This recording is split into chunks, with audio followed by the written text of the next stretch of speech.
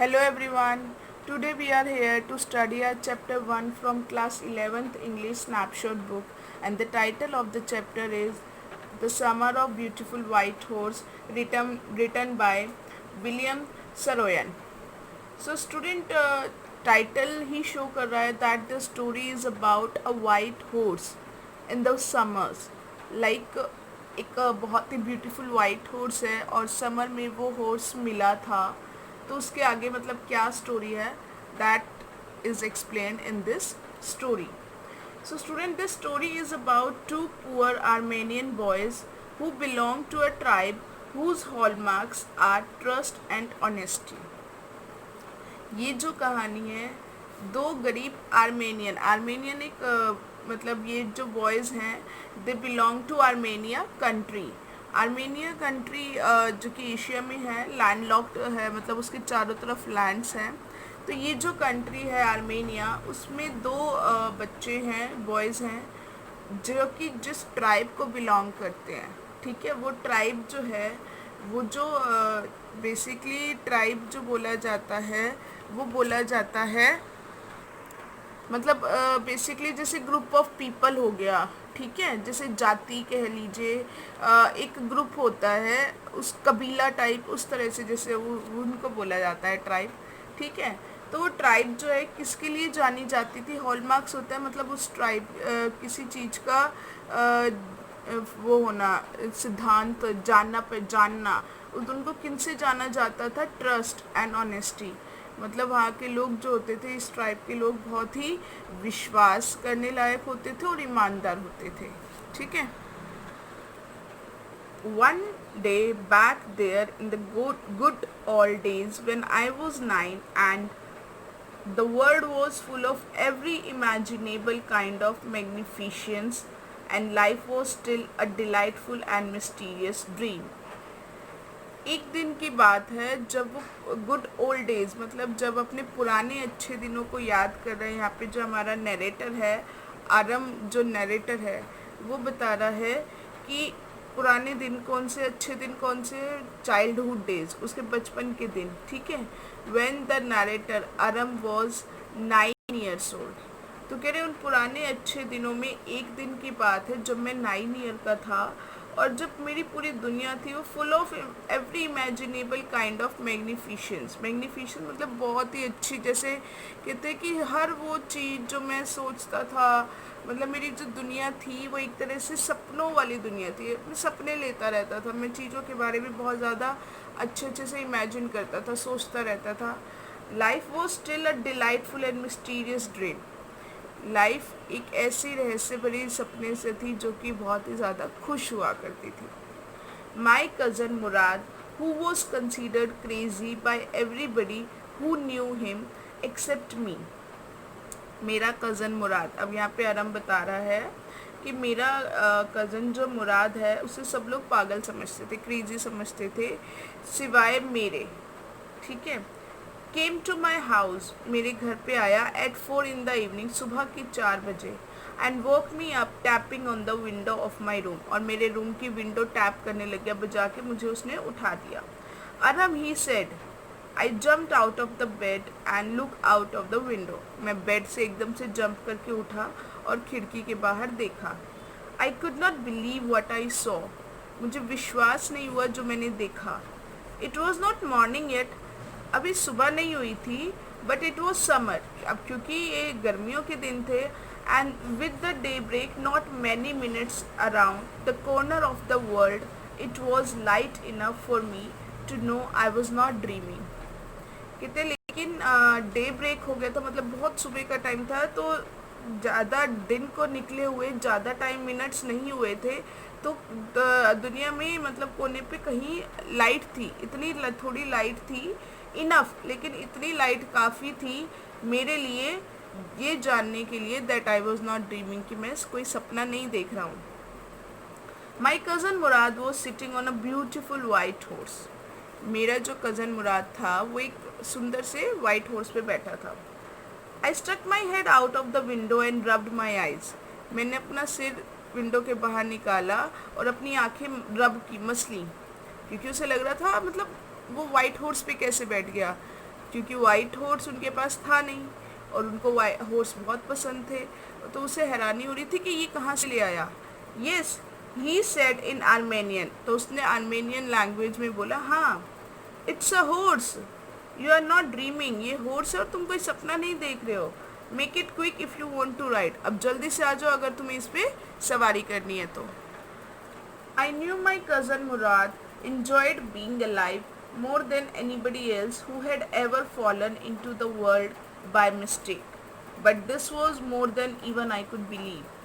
अब यहाँ पे आरम बता रहे हैं कि मैं जानता हूँ मेरा जो कज़न मुराद है वो इन्जॉय करता है बीइंग अलाइव, मतलब वो जिंदा है तो वो बहुत ही मतलब इन्जॉय करता है, एक तरह से जिंदा दिल आदमी है और वो बहुत ज़्यादा मतलब इन्जॉय करता है अपनी लाइफ को। उसे लगता है कि अगर हम जिंदा हैं तो हमें अपनी लाइफ इन्जॉय करनी है देन एनीबडी एल्स, बजाय कि उन लोगों के जो कि fallen into world by mistake, जो गलती से इस दुनिया में आ गए हैं। मतलब उन जो बाकी के लोग हैं उनके कंपैरिजन में मुराद जो है बहुत ज़्यादा इन्जॉय करते हैं अपनी लाइफ को। But this was more than even I could believe, लेकिन ये तो इतना ज़्यादा हो गया कि मतलब मुझे विश्वास ही नहीं हो रहा था। In the first place, my earliest memories had been memories of horses, and my first longings had been longings to ride. अब अरम जो हमारे नरेटर है वो कहते हैं कि पहली बात तो अगर मैं याद करूँ अपनी मेमोरीज़ को, यादों को, तो मेरी जो यादें हैं वो हॉर्सेस के साथ जुड़ी हुई हैं, घोड़ों के साथ। और अगर मैं अपनी पहली इच्छा याद करूँ तो मेरी पहली इच्छा क्या थी, राइड करने की, घुड़सवारी करने की। दिस वॉज वंडरफुल पार्ट, ये बहुत ही अच्छी बात थी, मतलब जब उसने देखा कि मुराद घोड़े पे है। In the second place we were poor, और दूसरी बात ये थी कि हम लोग बहुत गरीब थे। This was the part that would not permit me to believe what I saw, और यही वो बात थी कि हम लोग जो, अब राइटर यहाँ पे नरेटर कह रहे हैं कि हम गरीब थे, तो कहते यही वो चीज़ थी जो मुझे विश्वास नहीं करने दे रही थी जो मैं देख रहा था। मतलब उसे लग रहा था हम इतने गरीब हैं कि हम एक वाइट हॉर्स अफोर्ड नहीं कर सकते हैं, तो इसलिए उसको विश्वास नहीं हो रहा था कि मुराद वाइट हॉर्स पर है। वी वर पुअर, हम गरीब थे। वी हैड नो मनी, हमारे पास पैसे नहीं थे। Our whole tribe was poverty stricken, हमारी पूरी ट्राइब ही गरीबी वाली थी, मतलब गरीबी से बहुत ज़्यादा मतलब पोवर्टी स्ट्रिकन होते हैं जो बहुत ज़्यादा गरीब होते हैं। तो कहते हैं हमारी पूरी ट्राइब ही बहुत ज़्यादा गरीब थी। Every branch of Garoghlanian family was living in the most amazing and comical poverty in the world. अब ये देखिए यहाँ पर नाम दिया है गारोग्लेनियन, याद रखिएगा इस नाम को, ये जो नाम है मतलब उनकी ट्राइब का नाम है, ठीक है, जिस ट्राइब को आरम और मुराद बिलोंग करते थे। तो वो कहते हैं कि जो हमारी गारोग्लेनियन फैमिली जो है उसमें हर एक फैमिली जो है, एवरी ब्रांच मतलब पूरी ब्रांच का मतलब है पूरी की पूरी गारोग्लेनियन फैमिली जो है वॉज लिविंग इन, कहते जी रही थी बहुत ही अमेजिंग और कॉमिकल, मतलब फ़नी तरीके की गरीबी में दिन बिता रही थी। और वो फ़नी तरीका कैसे था, देखिए, nobody could understand where we ever got money enough to keep us with food in our bellies, कोई नहीं जानता था कि हमें कैसे पैसे मिल जाते हैं, मतलब उतना पैसा हमें मिल जाता है कि हम अपना जो खाना है वो पेट भर के खा लेते हैं। बेलीज मतलब स्टमक, तो हम अपने खाना जो है पेट में डाल लेते हैं, मतलब हम खाना खा लेते हैं। तो कहते हैं हमें पता नहीं चलता, इतने गरीब हैं, काम वाम करते हैं, लेकिन बहुत हार्डवर्क करने के बाद फिर भी इतना मिल जाता है कि हम लोग जो है खाना खा लेते हैं। Not even the old man of the family, यहाँ तक कि हमारे घर के बड़े लोग जो हैं, पुराने बड़े लोग हैं, उनको भी नहीं पता, बड़े लोगों को भी, कि हमारे पास इतने पैसे कहाँ से आ जाते हैं कि हमारा पेट भर जाता है। Most important of all, though we were famous for our honesty, और सबसे इम्पॉर्टेंट बात क्या थी कि हम लोग फेमस थे किस चीज़ के लिए, ऑनेस्टी, ईमानदारी के लिए। We had been famous for our honesty for something like 11 centuries, मतलब 11 centuries से हम लोग फेमस थे अपनी ऑनेस्टी के लिए। Even when we had the wealthiest family in what we like to think was the world, उस टाइम पे भी जब हम इस दुनिया में बहुत ही अमीर फैमिली हुआ करती थी, मतलब जिस टाइम कभी ये हमारी जो ट्राइब थी अमीर हुआ करती थी, वेल्दी थी, तो कहते उस टाइम पे भी हम लोग जो है हमारी ईमानदारी के लिए जाने जाते थे। वी वर प्राउड फर्स्ट, पहले तो हमें क्या है, हमें अपने ऊपर गर्व था। ऑनेस्ट नेक्स्ट, उसके बाद ईमानदारी। And after that we believed in right and wrong, और उसके बाद हम विश्वास करते क्या सही है और क्या गलत है। None of us would take advantage of anybody in the world, कोई भी मतलब हम जो थे दुनिया में कभी किसी का हमने फ़ायदा नहीं उठाया, अपने काम के लिए मतलब हमने यूज़ नहीं किया। लेट अलोन स्टील, तो फिर चोरी की तो मतलब दूर ही बात ही दूर है। मतलब यहाँ पर आरम बता रहे हैं कि हमारी ट्राइब के लोग जो है किसी को मिसयूज़ नहीं करते हैं, किसी का फ़ायदा नहीं उठाते अपने काम के लिए, तो चोरी करना तो दूर की बात है। Consequently even though I could see the horse, अब उसी वजह से जब मैं हॉर्स को मैंने देखा, सो मैग्निफिशेंट, इतना शानदार, even though I could smell it, यहाँ तक कि मैं उसको स्मेल कर सकता था, मतलब उसकी स्मेल आ रही थी मुझे, सो लवली, बहुत ही अच्छी थी। Even though I could hear it breathing so exciting, मैं उसकी ब्रीदिंग सांस लेना सुन सकता था, वो भी मुझे बहुत एक्साइटेड लग रहा था। I could not believe the horse had anything to do with my cousin Murad or with me or with any of other member of our family, asleep or awake. अब वो इस क्यों बोल रहा है कि मुझे उसकी स्मेल आ रही है, मुझे उसकी ब्रीदिंग सुनाई दे रही है, मतलब मुराद आरम यहाँ पे कहना चाह रहे हैं कि देखिए वो कह रही कि मैं कोई सपना नहीं देख रहा था, मैं फील भी कर पा रहा था, उसको स्मेल आ रही थी, मुझे उसकी ब्रीदिंग आई, तो ये कोई सपना नहीं था।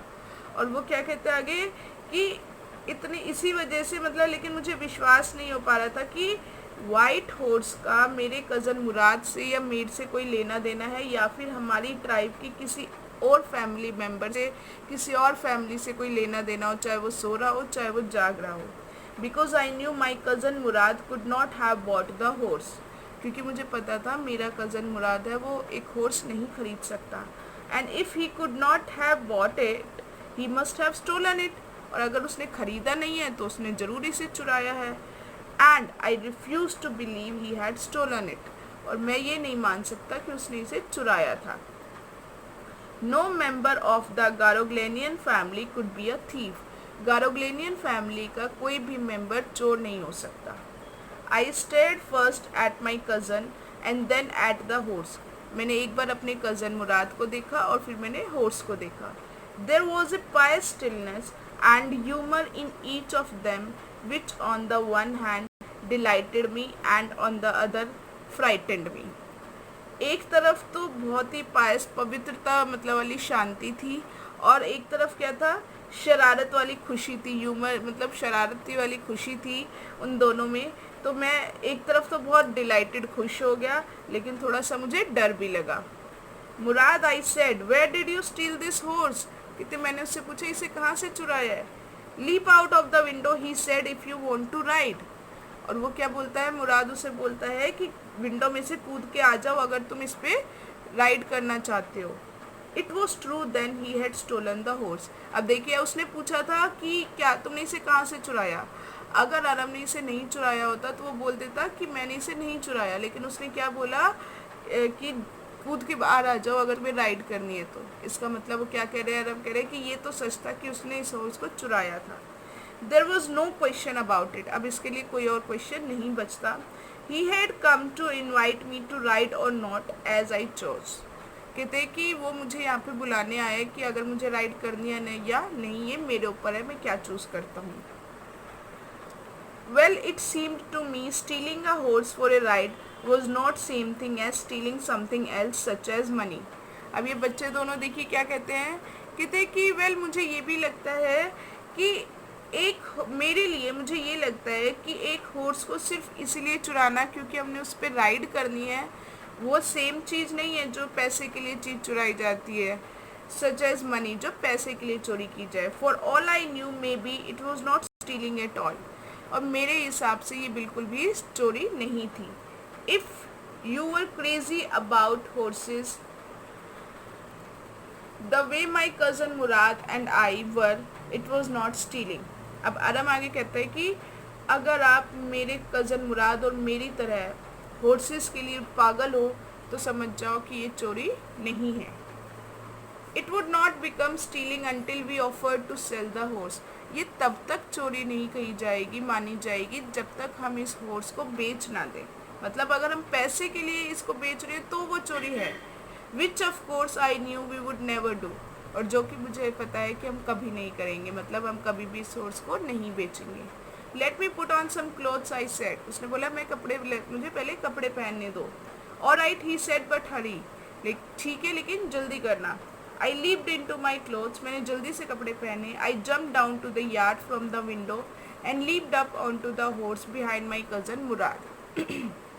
और हम कहते हैं मैंने आंगन में जंप किया विंडो से ही और कूद कर हॉर्स पे पीछे बैठ गया, अपने मुराद जो उसका कज़न था उसके पीछे। That year we lived at the edge of the town on Walnut Avenue, कहते उस साल हम लोग मतलब टाउन के, शहर के बिल्कुल किनारे पे ही रहते थे, वॉलनट एवेन्यू पर। Behind our house was the country, और हमारे घर के पीछे जो था गांव था। वाइन यार्ड्स, जहाँ पर वाइन यार्ड्स होते हैं, मतलब ग्रेप्स की तरह ही वहाँ पे उनके यार्ड्स थे, मतलब बगीचे थे। ऑर्चर्ड्स फ्लावर्स होते हैं उनके बगीचे थे। इरिगेशन डिचेस, इरिगेशन जो सिंचाई करते हैं, जो खेतों में पानी वगैरह देते हैं उसके लिए डिचेस, गड्ढे वगैरह थे। एंड कंट्री रोड्स, और गांव की सड़क थी। In less than 3 minutes we were on Olive Avenue, 3 minute से कम टाइम पे ही हम ऑलिव एवेन्यू पहुंच गए थे। And then the horse began to trot, trot होता है बहुत ही स्पीडली रन करना, तो और हॉर्स ने जो अपनी स्पीड पकड़ ली थी और वह बहुत तेज़ी से भागने लगा। The air was new and lovely to breathe, हवा अच्छी थी और अच्छा लग रहा था हमें उस हवा में सांस लेना। The feel of the horse running was wonderful, अब आरम कहते हैं कि घोड़े के दौड़ना, वो फील ही हमें बहुत ही ज़्यादा हमारे लिए अच्छी थी, वंडरफुल, हमें अच्छा लग रहा था। My cousin Mourad, who was considered one of the craziest member of our family, began to sing, कहते हैं हमारी फैमिली का जो सबसे ज़्यादा सनकी सा मेंबर माना जाता है, जिसे सब लोग सनकी मानते हैं, मुराद, उसने गाना गाना शुरू किया। I mean he began to roar, तो कहते हैं कि मेरा मतलब है कि उसने जो बहुत रॉर मतलब ऐसे दहाड़ना होता है, मतलब बहुत तेज़ी से बोलना शुरू किया, क्योंकि उसकी सिंगिंग इतनी अच्छी नहीं थी, तो जो नरेटर है वो कहते हैं कि उसने दहाड़ना शुरू किया। Every family has a crazy streak in it somewhere, कहते हैं हर एक फैमिली में कहीं ना कहीं कुछ सनकीपन होता है। And my cousin Mourad was considered the natural descendant of the crazy streak in are tribe, और मेरा कज़न मुराद है वो मतलब उस हमारी जो ट्राइब है उसका एक, कहते हैं कि नेचुरली ही वो एक वंशज डिसेंडेंट होते हैं जो हमारे पूर्वजों से हम लेते हैं, तो कहते हैं कि वो तो है, उसे विरासत में ही इस तरह से एक सनकीपन जो हमारी ट्राइब का मिला है। Before him was our uncle Khosrove, उससे पहले हमारे एक अंकल है खोसरो। एन इनॉर्मस मैन, बहुत बड़े से आदमी हैं, with a powerful head of black hair, जो कि मतलब जिनका सिर बहुत बड़ा है और उनके ब्लैक हेयर है। And largest mustache in San Joaquin valley, तो ये कैलिफोर्निया की एक वैली का नाम है, कहते हैं कि सैन जोक्विन वैली में सबसे बड़ी मूछें उन्हीं की हैं। A man so furious in temper, एक आदमी जो कि गुस्से में बहुत ही फ्यूरियस, डरावना सा हो जाता है। सो इरिटेबल, बहुत परेशान करने वाला। So impatient that he stopped anyone from talking by roaring, कहते वो इतने इम्पेशेंट है, मतलब उनमें बिल्कुल भी सब्र नहीं है कि वो अपने सामने किसी को भी बोलने नहीं देते, चुप करा देते हैं चिल्लाकर, दहाड़कर। It is no harm, pay no attention to it, और क्या दहाड़ते हैं वो कि इसमें कोई नुकसान नहीं है, उसकी तरफ ध्यान मत दो, मतलब वो हर बात पे यही बोलते रहते हैं। It is no harm, pay no attention to it. That was all, यही सब था। No matter what anybody happened to be talking about, चाहे कोई किसी भी बारे में बात कर रहा हो, वो चिल्ला के बस यही बोल देते हैं कि कोई नुकसान नहीं हुआ, ठीक है, कोई ध्यान मत दो। It is no harm, pay no attention to, हर एक बात में चाहे वो कोई बंदा किसी भी बारे में बात कर रहा हो, वो हमेशा यही बोलते। Once it was his own son Arak, running 8 blocks to the barber shop where his father was having his mustache trimmed. to tell him their house was on fire. कहते हैं एक बार की बात है, उनका खुद का बेटा अरग 8 ब्लॉक से इतनी दूर से भागता हुआ नाई की शॉप पर आया जहाँ पर उसके फादर जो थे अपनी मूछें ट्रिम करा रहे थे, और उसने ये बताया आके कि उनका जो घर है वो जल रहा है. This man Khosrove sat up in the chair and roared. और वो आदमी खोसरो चेयर पे बैठा था और चिल्लाया, it is no harm, pay no attention to it. कोई नुकसान नहीं है, ध्यान मत दो उसकी तरफ. The barber said, but the boy says your house is on fire. तो बार्बर उस नाई ने बोला कि आपका बेटा कह रहे कि आपके घर में आग लग गई है. So Khosrove roared enough, it is no harm I say. तो खोसरो और तेज चिल्ला के बोलता है, हाँ मैंने कहा है, इसमें कोई बड़ी बात नहीं है, कोई नुकसान नहीं है. तो इस तरह से मतलब बताया है यहाँ पर राइटर ने, नरेटर ने, कि कैसे खोसरो जो थे उनके कैरेक्टर के बारे में हाईलाइट किया है. अब देखिए आगे बताते हैं. My cousin Mourad was considered the natural descendant of this man, although Mourad father was Zorab who was practical and nothing else. कहते जो मेरा कज़न मुराद है वो ऐसे लगता है जैसे उन्हीं पर गया है. नेचुरल डिसेंडेंट मतलब उन्हीं पर गया है, उन्हीं जैसा है. हालांकि मुराद के फादर तो ज़ौरब थे जो कि बहुत प्रैक्टिकल थे, ऐसे नहीं थे. That is how it was in our tribe. और यही सब था हमारी ट्राइब का. A man could be the father of his sons flesh, but that did not mean he was also the father of his spirit. एक आदमी अपने बच्चे की बॉडी का तो फादर हो सकता है, बट वो उसकी स्पिरिट का, उसकी आत्मा का फादर नहीं हो सकता. मतलब एक आदमी मतलब फिजिकली तो वो अपने फादर पे जा सकता है, लेकिन वो काम कैसा करेगा, कैसे उसका नेचर है, ज़रूरी नहीं है कि वो उसके फादर पे गया हो. The distribution of the various kinds of spirits of our tribe had been from the beginning capacious and vagrant. कहते अलग अलग लोगों का डिस्ट्रीब्यूशन, हमारी ट्राइब में जो लोग हैं अलग अलग तरह के रहते हैं, तो वो किसी पर भी उसमें से जा सकते हैं. और वो लोग शुरू से ही कैसे रहे हैं, कैपार्शियस मतलब अनस्टेबल, एक जगह नहीं टिकते हैं. वेग्रेंट वो एक जगह सेटल नहीं होते. वेग्रेंट मतलब होता है नॉट सेटल्ड, वो सेटल नहीं रहते, मतलब ये लोग घूमते रहते हैं अलग अलग जगह पर. We rode and my cousin Mourad sang. हम उस पर सवारी करते रहे और मेरा कज़न जो था वो गाना गाता रहा. For all anybody knew we were still in the old country where at least according to some of our neighbours we belong. अब वो कहते हैं कि हर एक के लिए हम जहाँ पर हम जानते थे, मतलब कि हम लोग एक ऐसे गांव में थे जो कि हमारे बिल्कुल पड़ोस में था. जिस जगह को हम जहाँ बिलोंग करते थे, जहाँ हम रहते थे, उसके बिल्कुल पास के गांव के एरिया में थे. We let the horse run as long as it felt like running. हम उस हॉर्स को उतना दौड़ने दिया करते थे जितना वो दौड़ सकता था, मतलब हम उसे रोकते नहीं थे, वो दौड़ता रहता था. At last my cousin Mourad said, get down, I want to ride alone. अब वो कहता है मेरे कज़न ने फाइनली लास्ट में मुझे बोल ही दिया कि उतरो, मैं अकेले राइड करना चाहता हूँ. Will you let me ride alone, I asked. अब अरम ने पूछा, क्या तुम मुझे भी अकेले राइड करने दोगे. That is up to the horse, my cousin said, get down. अब उसने बोला कि ये तो इस हॉर्स के ऊपर है कि वो तुम्हें राइड करने देता है, अपने ऊपर सवारी करने देता है या नहीं, अब तुम नीचे उतर जाओ. The horse will let me ride, I said. अब उसने कहा कि हॉर्स मुझे राइड करने देगा, तुम बताओ. वी शिल सी, ही सेड. वो कहता है हम देखते हैं. Don't forget that I have a way with the horse. कहते मत भूलो कि मुझे हॉर्स को काबू करना आता है. Well I said, any way you have with the horse I have also. कहते हैं अच्छा ठीक है, अगर तुम्हें हॉर्स को, घोड़े को काबू करना आता है तो मुझे भी आता है. For the sake of your safety, he said, let us hope so. कहते हैं ठीक है, तुम्हारी सेफ्टी के लिए एक बार हम सोच लेते हैं, गेट डाउन, अभी उतरो. All right, I said, but remember you have got to let me try to ride alone. कहते हैं ठीक है, लेकिन याद रखना तुम मुझे भी अकेले राइड करने दोगे. I got down and my cousin Murad kicked his heels into the horse and shouted, Vazire run. अब वो कहता है मैं घोड़े से नीचे उतरा और मेरे कज़न मुराद ने अपने घोड़े को मतलब हील्स से मारा, अपनी एड़ियों से मारा और चिल्लाया, वज़ीरे रन.